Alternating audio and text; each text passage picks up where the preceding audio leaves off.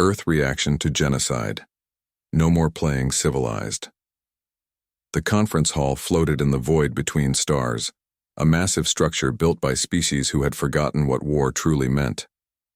Inside, representatives from 43 different worlds gathered in their various forms. Some breathed oxygen, others methane. Some had scales, others had fur or skin or crystalline surfaces. They all shared one thing in common. They believed themselves civilized. Admiral Sarah Chen stood at the edge of Earth's delegation area, watching the proceedings with dark eyes that had seen too much. She was 57 years old, with gray streaking through her black hair and scars hidden beneath her pristine blue uniform. The younger diplomats around her shifted nervously, but Chen remained still as stone. 200 years had passed since humanity's first contact with the Galactic Council. 2 centuries of playing nice, of following rules, of presenting Earth as a reformed species that had outgrown its violent past. Chen remembered the real Earth, the one before first contact. She had been a girl during the last conflicts, had watched her father come home from the resource wars with haunted eyes. That version of humanity had been deemed too dangerous for galactic society. So humanity had changed, or pretended to. They became mediators, peacekeepers, and cultural ambassadors. They shared their art, music, and literature while carefully hiding their military history. The council species grew comfortable around humans, viewing them as soft creatures too emotional and weak to pose any real threat. The Cavrix Empire in particular seemed to enjoy mocking Earth's representatives. The Cavrix were large reptilian beings with thick scales and cold eyes. Their empire controlled 3 major star systems and produced rare minerals that powered most galactic technology.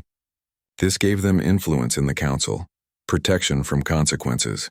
They expanded aggressively, pushing into territories claimed by smaller species. The council always found excuses for them. 3 weeks ago, Haven's Rest had gone silent. The colony world was home to 2.3 million humans, most of them families who had chosen the frontier life. Engineers, farmers, teachers, children playing under alien suns. The communications array stopped transmitting on a Tuesday morning, Galactic Standard Time. Earth's initial response had been concern, not panic.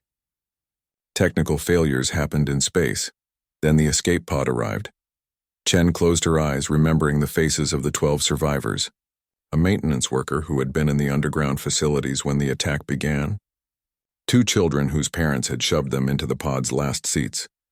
A teacher who had watched her students die. They had brought footage recorded on personal devices in those final hours. The Cavrix military had arrived without warning. No demands, no ultimatums, no chance for surrender. They simply began orbital bombardment, targeting population centers with methodical precision. When the survivors emerged from shelters, Cavrix ground forces were waiting. The footage showed soldiers executing civilians systematically, efficiently, without emotion. Men, women, children. It didn't matter. 2.3 million people. Gone in 72 hours. The Cavrix claimed it was preventative action. They presented falsified evidence to the council showing human military buildups, plans for expansion into disputed territory. All lies but convenient lies, lies that gave council members an excuse to avoid difficult decisions. The emergency session had been called 48 hours ago.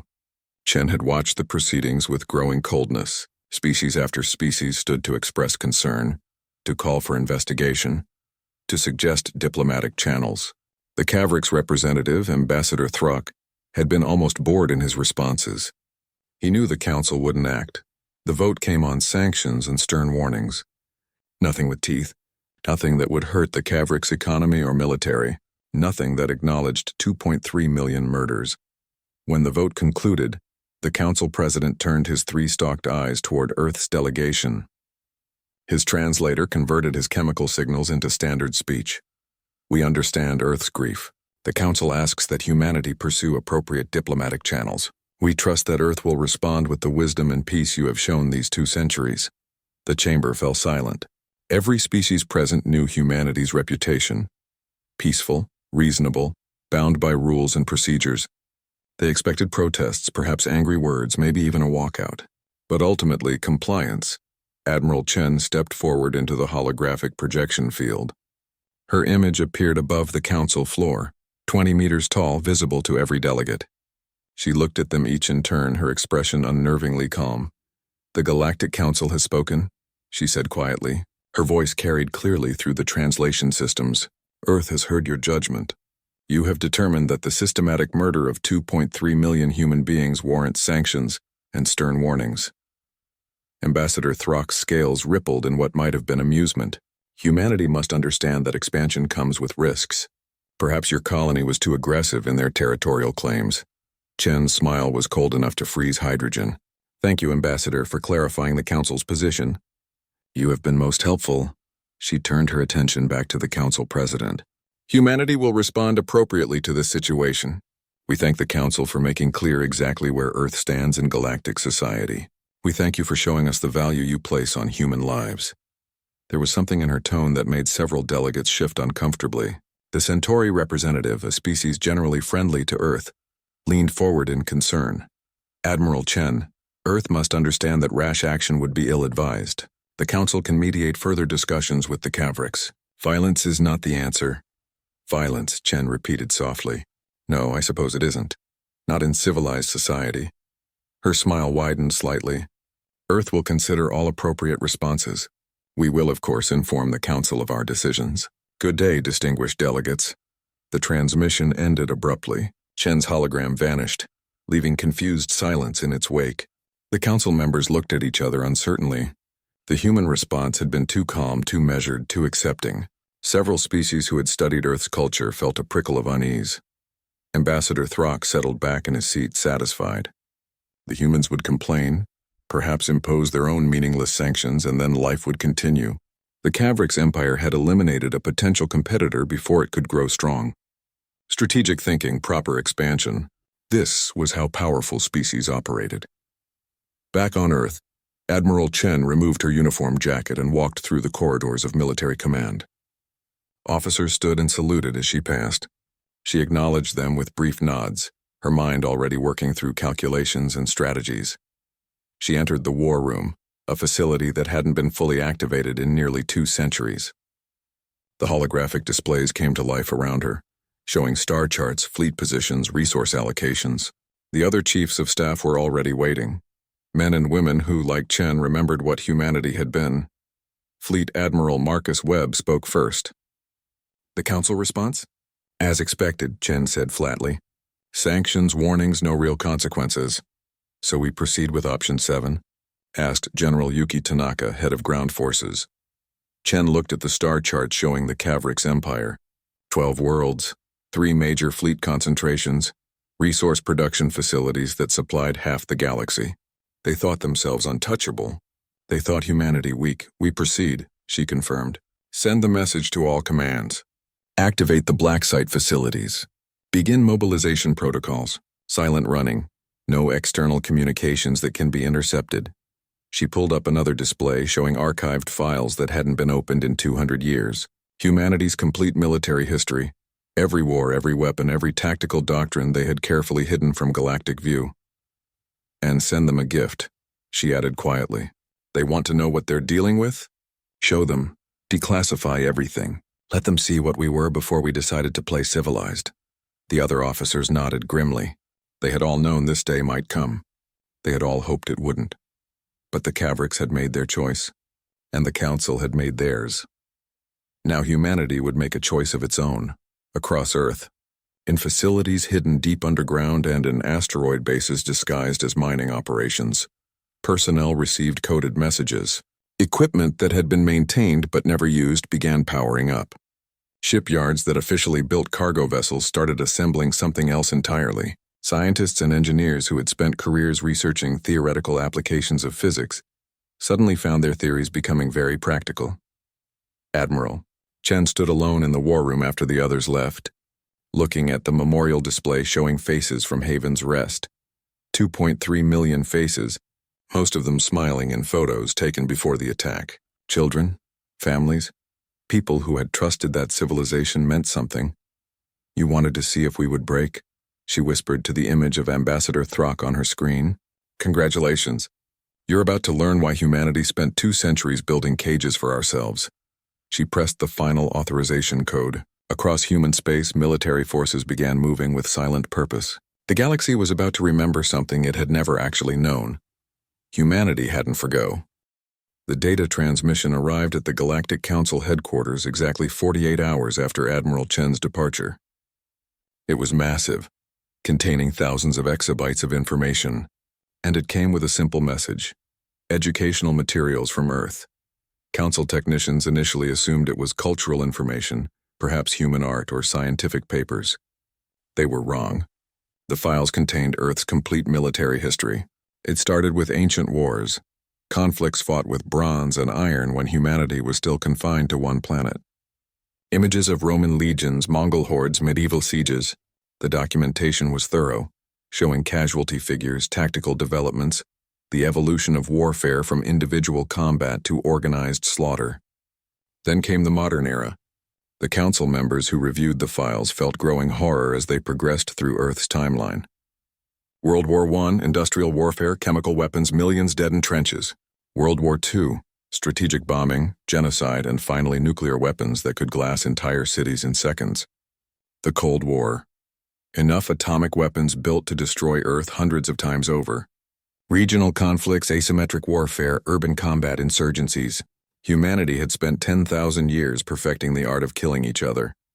The files included tactical manuals, weapon specifications, strategic doctrines. They showed submarine warfare, carrier groups, armored divisions, special operations forces. They documented psychological warfare, economic warfare, cyber warfare. Every method humanity had developed to destroy itself was laid out in meticulous detail. Most disturbing were the casualty figures.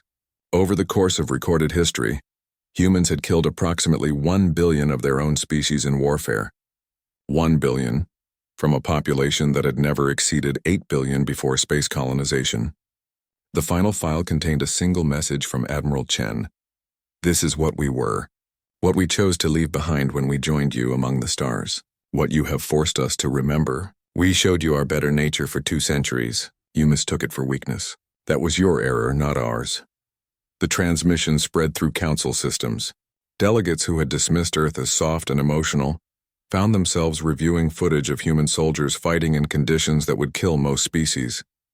Humans enduring Arctic cold, desert heat, jungle diseases, mountain altitudes. Humans who kept fighting with injuries that should have been fatal. Humans who adapted to any terrain, any climate, any enemy. The Cavrix Empire received the same files.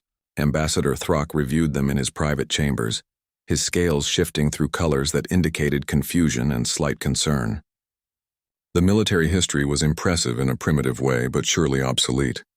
The Cavrix had plasma weapons, energy shields, faster-than-light travel. What did ancient projectile weapons and chemical explosives matter? His military advisors were less confident. They noted patterns in human warfare that troubled them. Humans fought dirty when necessary. They used terrain to their advantage. They excelled at asymmetric combat, at turning enemy strengths into weaknesses. Most concerning, humans seemed capable of enduring and inflicting casualties at levels that would break any civilized species. But the Cavrix military outnumbered human forces 3-1. Their ships were larger, their shields more advanced. They had conquered 12 worlds and absorbed 3 other species. They knew warfare, real warfare, not the primitive conflicts from Earth's past. The Cavrix High Command ordered fleet mobilization anyway. Better to crush this human defiance quickly, before other species got ideas about challenging Cavrix authority. They would show the galaxy what happened to species who forgot their place. On Earth, Admiral Chen stood in a facility that officially didn't exist. It was built inside a hollowed asteroid in the outer solar system, hidden among thousands of similar rocks. The base had been constructed over a century, prepared for a day humanity hoped would never come. Dr. James Morrison, head of the Special Weapons Development Program, walked beside her through corridors lined with sealed chambers. He was 70 years old, white-haired, and had spent his entire career working on projects the Council could never know about. When we joined the Council, we agreed to limitations on our military technology, Morrison said, his voice echoing in the empty corridor. Energy weapons were approved. Kinetic weapons were approved, but only within certain parameters. Nothing that could be considered weapons of mass destruction. Nothing that violated the Council's warfare conventions. The Council conventions that just proved worthless, Chen said flatly. Morrison nodded. We followed the rules. We built ships and weapons that met Council standards. But we also continued research on what we weren't allowed to have, just in case. He entered a code and a massive door slid open.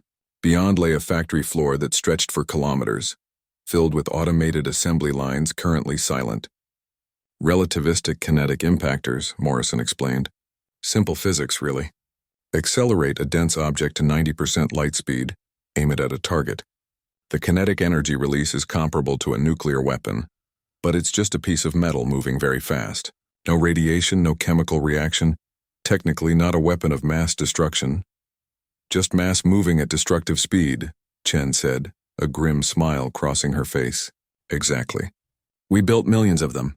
Small, difficult to track, capable of being launched from standard cargo containers. To sensors, they look like space debris until they're too close to intercept. We also developed stealth coating that makes them nearly invisible until impact. Chen studied the production lines. How many can we deploy? We have 20 million in storage.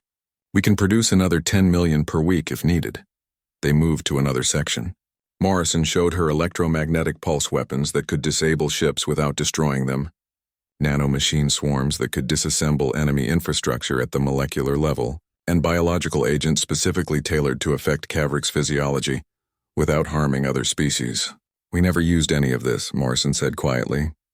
Never even tested most of it in combat conditions. We just built it and hoped we'd never need it. The Cavrics gave us a reason, Chen replied. She looked at the aging scientist. Can you live with what we're about to do? Morrison thought of the footage from Haven's Rest. Children running from explosions. Families huddled together in their final moments.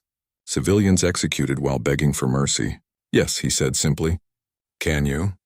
Chen didn't answer immediately. She had spent her career preparing for peace, hoping the worst of humanity could remain buried. Now she would resurrect those demons and aim them at an empire that thought itself untouchable. We'll find out, she finally said. The plan was already in motion. Human cargo ships supposedly carrying trade goods were repositioning throughout Cavric space. Each ship's hold contained thousands of kinetic impactors and their launch systems. The Cavric's navy paid them no attention. Just human merchants, harmless and predictable. Human intelligence services, which the Council believed were limited to basic information gathering, had spent decades mapping every Cavric's military installation. They knew the location of every shipyard, every command center, every defense platform. They had infiltrated Cavric's computer network so thoroughly that they could read the High Command's personal messages. The Cavrics thought they were preparing to crush a human fleet. They had no idea the weapons were already in position, hidden in plain sight. Admiral Chen sent one more message to the Cavric's High Command. It was simple, direct, and deeply troubling to anyone who understood human history. You wanted to see what happens when humanity breaks. You wanted to test our resolve, our willingness to accept injustice. Thank you for the clarity. Now you will learn why we built cages for ourselves. You will learn what we kept locked away for 2 centuries. Most importantly, you will learn this truth. We didn't become peaceful because we forgot how to fight. We became peaceful because we remembered how good we were at it. The message included a countdown timer, 72 hours. No explanation of what would happen when it reached 0. Across Cavric space, military commanders tried to interpret the threat. Was it a bluff? A psychological warfare tactic? Their intelligence services reported no unusual human fleet movements, no massive military buildup. Just those cargo ships in orbit conducting routine business. Ambassador Throck addressed the Council, his voice full of confidence. Earth attempts to frighten the Cavrics with empty threats. We are not intimidated. Our fleets are mobilized, our defenses are prepared. If humanity wishes war, we will provide it. We will finish what we began at Haven's Rest.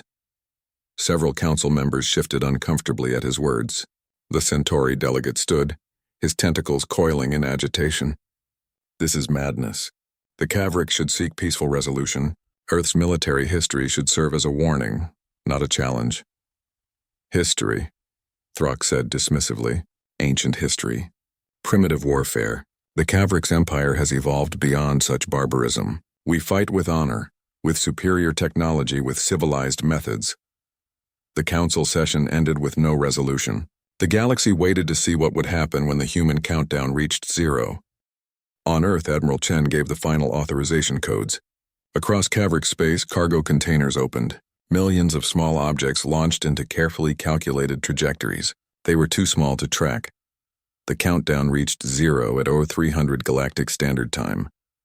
Across 3 Cavrix border systems, military installations detected unusual electromagnetic readings. Sensors flickered warnings moments before the impacts began. The kinetic impactors arrived at 90% light speed, too fast for shields or point defense systems to react. Each projectile carried the energy of a small nuclear weapon, released purely through velocity and mass. In 6 minutes, 40% of the Cavrix border defense grid simply ceased to exist. Orbital platforms exploded in silent fireballs. Ground-based command centers became craters. Military shipyards disintegrated into clouds of debris. The attacks were surgical, precise, and absolutely devastating. Not a single civilian target was hit.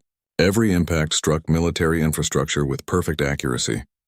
The Cavrix High Command watched in stunned horror as their defensive perimeter collapsed. They had been waiting for human fleets preparing for conventional ship-to-ship combat. Instead, invisible weapons moving at relativistic speeds had shredded their defenses before they could respond. Admiral Chen's face appeared on every Cavrix military channel simultaneously.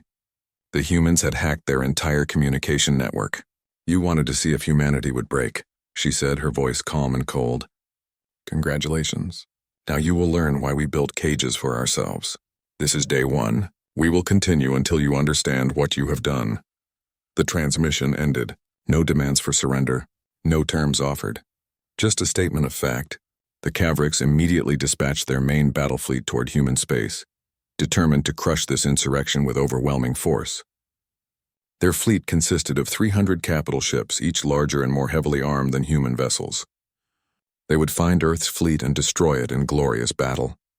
But Earth's fleet didn't engage them. Human ships appeared at the edges of Cavrix systems, launched attacks on automated refueling stations and supply depots, then vanished before Cavrix forces could respond. They used hit-and-run tactics, striking everywhere and committing nowhere. Each raid destroyed critical infrastructure, without ever engaging in direct ship combat. The Cavrix military had been built for conventional warfare, fleet actions where superior numbers and firepower ensured victory.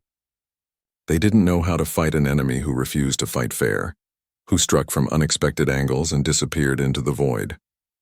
Commander Thrak, nephew of Ambassador Thrak, led a squadron hunting human raiders. His ships were faster, his weapons more powerful.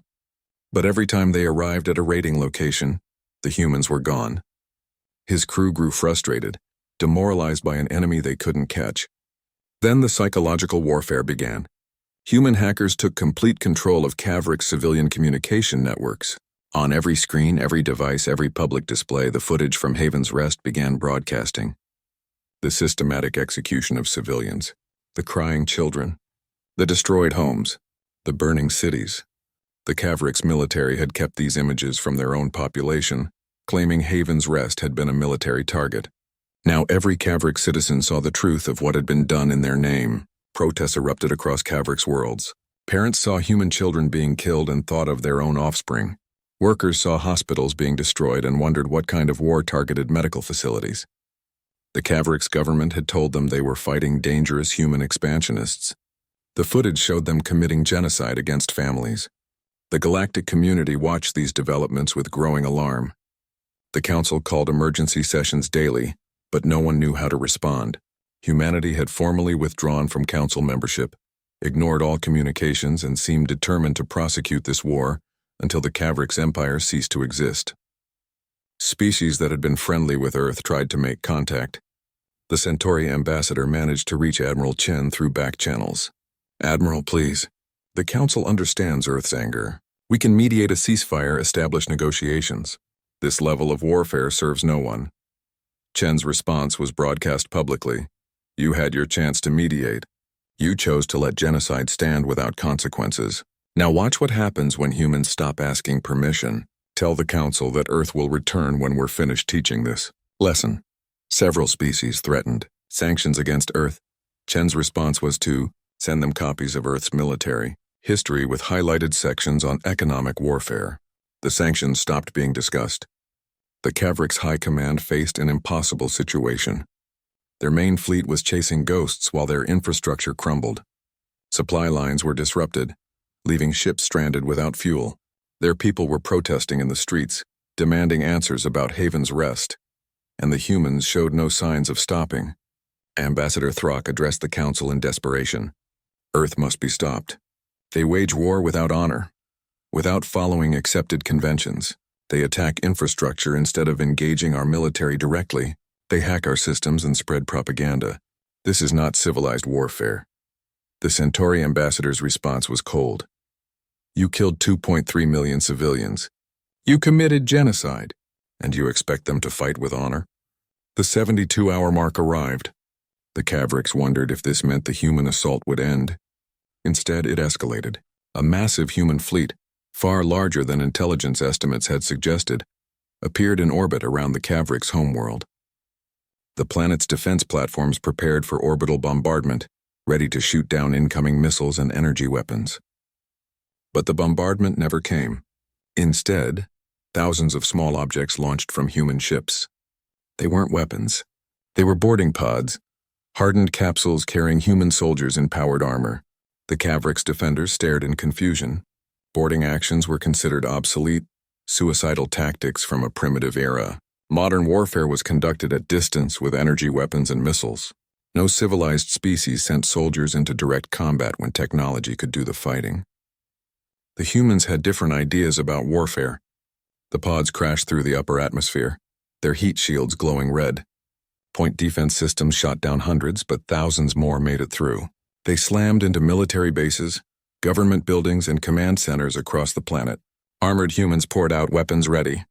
The Cavrix military had never trained for ground combat at this scale. Their soldiers were accustomed to garrison duty, maintaining order through technological superiority. They had armor, they had weapons, but they had never fought an enemy like this. Human soldiers moved through Cavrix facilities with terrifying efficiency. They used tactics refined through centuries of urban combat, room-clearing procedures developed in wars the galaxy had never seen. They moved in small teams covering each other, communicating with hand signals and encrypted channels. Most importantly, they were careful. Civilians were directed to safe areas. Non-military personnel were restrained but unharmed. Children were moved away from combat zones. The humans fought with controlled, precise violence, targeting only those who resisted. The Cavrix military realized with horror that humans were better at close combat than any species in the galaxy. Their reflexes were faster, their endurance greater. They fought in conditions that would incapacitate most beings. Smoke-filled corridors, damaged life support systems, zero-gravity environments. Human soldiers seemed to thrive in chaos. Commander Thrak led his elite guard in defense of the military command center. His soldiers had the best equipment, the finest training the Cavrix could provide. They lasted 14 minutes against a human assault team of equal size. Thrak found himself on his knees, armor cracked, weapon knocked away. A human soldier stood over him, rifle pointed at his head. The human's face was hidden behind a helmet, but Thrak could feel the cold evaluation in that gaze. Surrender is an option, the human said in perfect Cavrix language. Your choice. Thrak surrendered. So did most of his command staff. The humans took them alive, secured them, and moved on to the next objective. Within 18 hours, every major military installation on the Cavrix homeworld was under human control. The government buildings were surrounded. The planetary defense fleet hung in orbit, weapons powered down under threat from human ships that had proven they could destroy them whenever they chose. Admiral Chen finally made contact with what remained of Cavrix High Command. The meeting was held via hologram, Chen appearing in the main council chamber where Cavrix leaders had gathered in defeat. You have a choice, she told them, her voice carrying none of the diplomatic softness they expected.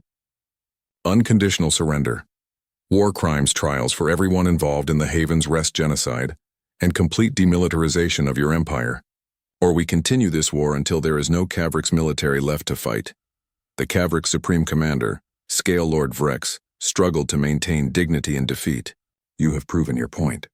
Humanity is dangerous. We surrender. But we demand honorable terms befitting. You demand nothing, Chen interrupted. You slaughtered millions of civilians. You committed genocide. You don't get to negotiate terms. You get to accept our... The structure appeared in orbit above the Cavrix homeworld 3 weeks after the surrender. It was massive, built from materials transported through human cargo fleets and assembled by construction drones working around the clock. When complete, it resembled a judicial courthouse from Earth's history, but floating in space where everyone could see it. Admiral Chen named it the Justice Station. The galaxy watched with confusion and growing fascination as humanity did something unprecedented. They were holding war crimes trials.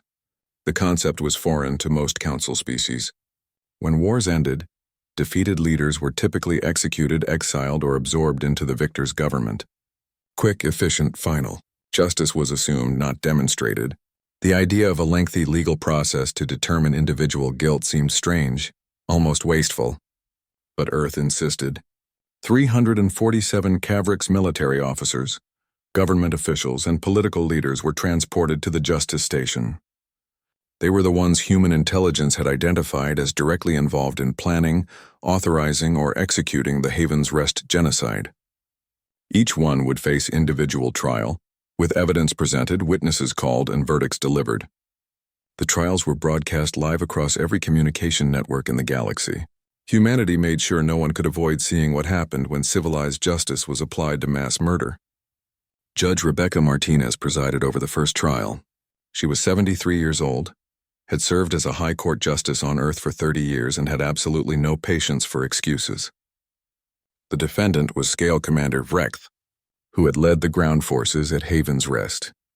The prosecution was led by Commander David Foster, formerly a military lawyer, now tasked with proving what everyone already knew: that genocide had occurred, and that specific individuals were responsible. Vrecht sat in the defendant's chair, his scales a dull gray color indicating stress. His defense attorney, appointed by the human court since Cavrix law had no equivalent, sat beside him. The attorney was human, a woman named Sarah Winters who had defended war criminals on Earth and understood the importance of proper legal process, even for the obviously guilty. Commander Vrecht, Foster began, standing before the massive display screens. On the date in question, you led 3 battalions of Cavrix soldiers onto the surface of Haven's Rest. Is this correct? Yes, Vrecht replied through the translator. And your orders were to secure the planet? Yes. Foster nodded and activated the screens. Footage appeared, taken from Cavrix military recorders. It showed Vrecht's soldiers moving through civilian areas, methodically executing anyone they found. Families huddled in homes, children in schools, workers in fields, all killed with efficient, emotionless precision. Explain to the court what we're seeing, Foster said quietly. Vrecht watched the footage, his scales shifting uncomfortably. We were following orders to eliminate potential threats. These were threats? Foster pointed to a group of children visible on the screen, running from soldiers. The footage showed them being shot down. 5-year-old children were threats to the Cavrix military? Silence. Answer the question, Commander. Vrecht's voice was barely audible. We had orders to eliminate all human presence, to ensure they could not return or retaliate. Total elimination was the objective. Genocide, Foster said flatly. The word you're describing is genocide, the deliberate, systematic destruction of an entire population. The trial continued for 3 days.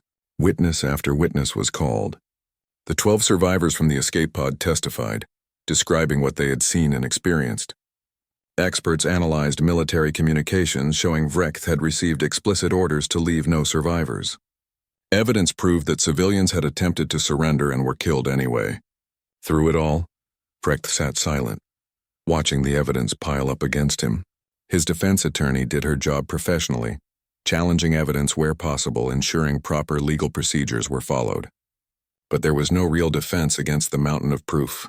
When the verdict came, Judge Martinez's voice was firm and clear. Scale Commander Vrecht, this court finds you guilty of genocide, crimes against humanity, and murder of civilians in violation of the laws of war. You are sentenced to life imprisonment without possibility of parole. Vrecht's scales turned pale. Life? You don't execute me? Martinez looked at him with cold eyes. Death is easy. Death is escape. You will spend the rest of your life in a facility where every morning when you wake, you will see Haven's Rest. You will remember what you did, every day, for the rest of your natural life. That is justice. The pattern repeated across hundreds of trials. Each defendant faced individual judgment. The evidence was presented methodically, professionally, thoroughly. Some defendants showed remorse, others defiance. All were found guilty based on overwhelming evidence. All received life sentences. Ambassador Throck's trial was the most watched. As the government official who had authorized the attack and then lied to the council about it, he represented the political failure that had enabled the genocide. Throck tried to maintain his dignity, claiming he had acted in the Cavrix Empire's best interests, that Haven's Rest had represented a strategic threat that needed eliminating. The prosecution systematically dismantled every claim. Strategic threat, Foster repeated during closing arguments. A colony of farmers, engineers, and families. Children playing in schools. Artists creating culture. Scientists researching agriculture. This was the threat that required total extermination? He brought up the falsified evidence Throck had presented to the council. You lied to the galaxy. You claimed humans were building military installations. The evidence proves these were farms, schools, and civilian infrastructure. You knew this. You lied anyway because the truth would not justify what you had done. Throck was found guilty on all charges. Life imprisonment like all the others. The galaxy watched these proceedings with growing understanding. Humanity wasn't executing defeated enemies. They were applying law, due process, and proper judicial procedure. They were showing that even in victory, even in justified rage, they maintained civilized standards. It was more terrifying than simple revenge would have been. It showed control, discipline, and long-term thinking that made humanity far more dangerous than any species had realized. While trials continued, human forces maintained occupation of Cavrix worlds. But it wasn't the brutal occupation many had feared. Human administrators worked alongside Cavrix civilians to rebuild damaged infrastructure. Schools reopened. Trade resumed. Life slowly returned to normal, but under human oversight. A new generation of Cavrix children learned accurate history in their schools. Teachers, supervised by human educators, explained what had really happened at Haven's Rest. They showed the footage, discussed the trials, and emphasized the importance of laws that protected civilians even during war. Some Cavrix adults struggled with this education. They had believed their military was honorable, their expansion justified. Learning the truth was painful. But others, particularly younger Cavrix, began to understand what their leaders had done in their name. A movement started among young Cavrix citizens. They called themselves the Peace Scales, and they began volunteering to help with reconstruction efforts. Some even requested permission to visit the Haven's Rest memorial site that humans were building. Admiral Chen watched these developments from the Justice Station. She met regularly with Cavrix community leaders, listening to their concerns and frustrations. The occupation was meant to be temporary, but humanity needed to ensure the Cavrix Empire could never commit genocide again. "How long will you occupy our worlds?" asked Vresh, a Cavrix civilian administrator who had cooperated with human forces. Her scales showed genuine confusion rather than hostility. "Until we're confident your military has been reformed and your government understands the cost of what happened," Chen replied. "We're not interested in conquest. We want accountability and change. And the trials? Why not simply execute those responsible?" Chen thought carefully about her answer. "Because death is easy. Dead martyrs can be celebrated, their actions justified by followers. But living with the consequences of their crimes, facing their guilt every day, that serves justice better. And it shows the galaxy that humanity hasn't abandoned civilization. We've simply stopped tolerating those who violate its most basic principles." Vresh's scales shifted to a color indicating understanding. "You're teaching us." "Yes, the hard way. Because the galaxy failed to teach you when words would have been enough." The trials concluded after 3 months. The convicted were transported to a specially built prison facility orbiting Haven's Rest. It was designed with large observation windows, ensuring the prisoners could see the world they had destroyed below them every waking moment. The galaxy received a complete record of every trial, every piece of evidence, every verdict. Humanity made sure no one could claim the process had been unjust or rushed. They had applied their own legal standards, proven guilt beyond reasonable doubt, and delivered sentences that prioritized accountability over vengeance. The Galactic Council held an emergency session to discuss the implications. Many species were uncomfortable with humanity's demonstration of military and legal power. Others expressed grudging respect for the thoroughness of the process. The Centauri ambassador 6 months passed. The Galactic Council chambers looked the same as they always had, but the atmosphere was different. Representatives from 43 species gathered in their designated areas, but now they watched the human delegation with new awareness. The humans no longer wore soft diplomatic robes. They wore military dress uniforms, crisp and formal, a constant reminder of what had happened to the Cavricks.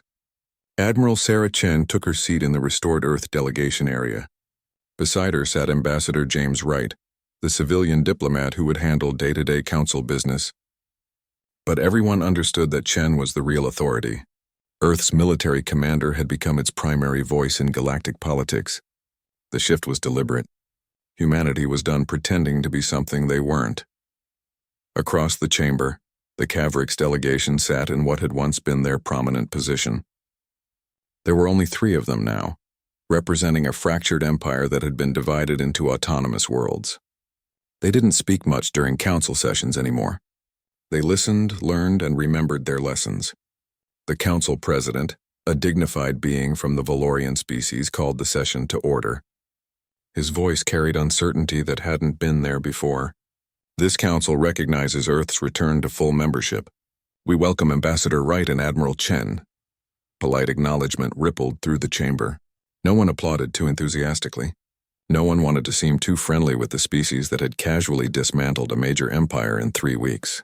The first order of business was a proposal from Earth. Chen stood and the chamber fell silent. The Cavrick situation revealed a fundamental flaw in galactic governance, she began, her voice carrying clearly. Genocide occurred. The council responded with meaningless sanctions. This cannot be allowed to happen again. She activated a holographic display showing a detailed proposal. Earth proposes the Genocide Prevention Protocol. It establishes clear definitions of crimes against civilian populations, creates rapid response mechanisms, and most importantly, guarantees enforcement. Any species engaging in systematic civilian extermination will face immediate military intervention by a coalition of council members. The chamber erupted in discussion. Several species objected immediately. This gives too much power to military forces, the Sarian delegate protested. The council was built on diplomacy, not military action. Chen's expression didn't change. Diplomacy failed 2.3 million humans. They're dead because the council preferred comfortable words to difficult action. This protocol ensures that never happens again, to any species. And who would lead these interventions? Another delegate asked nervously. Earth? A rotating coalition, Ambassador Wright interjected smoothly. No single species would dominate. But yes, Earth would contribute forces. We've proven we have the capability and, more importantly, the restraint to use it properly. The debate continued for hours. Some species supported the proposal enthusiastically, particularly smaller worlds that feared aggression from larger neighbors. Others worried about setting precedents for military intervention. But no one could argue against the core principle. Genocide needed to be stopped, not negotiated around. The vote came 3 days later. The Genocide Prevention Protocol passed with 78% support. It was the most significant change to council governance in 2 centuries. On Earth, the changes were equally profound. Military academies that had focused on defensive tactics now taught comprehensive warfare doctrine. The lessons from the Cavricks conflict were studied in detail. How to wage total war while maintaining moral authority, how to apply overwhelming force with surgical precision, how to win decisively while keeping the peace that followed. But something else was happening too. Human military forces began deploying across the galaxy, not as conquerors but as peacekeepers and trainers. Species that had dismissed human military capability before now requested human advisors to improve their own defenses. Chen found herself in an unexpected role, teaching other species how to defend themselves without becoming aggressors. It was delicate work, sharing tactics and technology while ensuring students understood the ethical frameworks that made military power legitimate rather than tyrannical. She stood in a training facility on Centauri Prime, watching Centauri soldiers practice urban combat techniques. Their instructor was a human sergeant who had fought on the Cavricks' homeworld, now teaching aliens how to clear buildings without excessive civilian casualties. It's strange, the Centauri military commander said, standing beside Chen. His tentacles coiled thoughtfully. We spent centuries believing warfare was primitive. We avoided developing these capabilities because we thought them beneath civilized beings. Now we scramble to learn what you never forgot. You're learning the wrong lesson if you think warfare is civilized, Chen replied. It's not. It's horror and tragedy even when necessary. But being unprepared for horror doesn't make you civilized. It makes you vulnerable. The commander's tentacles shifted in acknowledgement. The Cavrics learned that lesson too late. Their military was designed for intimidation and easy conquest, not real war against a prepared enemy. We won't make that mistake. Chen watched the training exercise continue. Just remember why you're learning this. Not to wage war, but to prevent it. An enemy who knows you can fight might choose not to test you. That's the real lesson. Back on the Cavrics' homeworld, reconstruction continued under human supervision. The occupation forces had begun withdrawing, as local governments proved capable of self-rule under the new constitutional framework Earth had helped establish. The Cavrics' empire was gone, replaced by individual worlds that maintained cultural connections but governed themselves independently. Vresh, the Cavrics' administrator who had worked with human forces during occupation, had been elected as one of the new world leaders. She met with Chen during a visit to oversee the final withdrawal of human military presence. "Your soldiers are leaving," Vresh observed, watching transport ships loading equipment. "Your people are ready to govern themselves," Chen replied. "That was always the goal. We're not interested in ruling you. Just in teaching us a lesson we'll never forget." Chen looked at the Cavrics' leader. "Your children are learning real history in schools now. They understand what was done at Haven's Rest and why it was wrong. That's worth more than any occupation." Vresh's scales shifted through complex colors. "Some of our people resent you. They see the trials, the occupation, the forced changes as humiliation. Yes, that's natural, but resenting us is healthier than repeating what happened. If anger at Earth keeps future Cavrics leaders from committing genocide, then our work here was successful. And if someone else in the galaxy threatens humans again, will you do to them what you did to us?" Chen didn't hesitate. "Yes, every single time. The galaxy needed to understand that human patience has limits. That lesson is learned now. But so is another lesson. We don't abuse the power we demonstrated. We use it to protect civilization, not to conquer." The memorial at Haven's Rest was completed in the 8th month after the war. It was a massive structure visible from orbit, built at the site of the colony's largest city. The design was simple: 2.3 million pillars of light, one for each person killed, arranged in patterns that showed the colony as it had existed before the attack. The dedication ceremony drew representatives from across the galaxy. Species that had barely acknowledged the genocide before came to pay respects. The Cavrics sent their largest delegation, including many young Peace-Scales volunteers who had helped with construction. One of those volunteers was Kresh, a young Cavrics who had been 12 years old when the attack happened. He stood among the light pillars, reading names engraved at their bases. Human names, strange to his tongue but important to speak aloud. An elderly human woman stood nearby, tears streaming down her face. She was one of the 12 survivors from the escape pod, returned now to remember those who hadn't made it. Kresh approached her carefully. "I'm sorry," he said in halting English, "for what my people did, for what I didn't know about until too late." The woman looked at him, saw his youth and sincerity. "You weren't responsible. But my species was. My government. My military. That responsibility doesn't disappear because I was young." She studied his face and saw genuine remorse. "What will you do with that responsibility?" "Make sure it never happens again. I'm training as a historian. I'll teach future generations. They'll know the truth, all of it, so they understand what it cost when we forgot civilization's basic rules." The woman nodded slowly. "Then my friends didn't die for nothing. If you remember them, if you teach others, then something good comes from this horror." Kresh returned to reading names. Behind him, Admiral Chen watched the interaction from a distance. Ambassador Wright stood beside her. "Do you think it worked?" Wright asked quietly. "The whole approach. War crimes trials, occupation, education programs, all of it." Chen considered the question. "Look around. Cavrics youth volunteering at human memorials. Council species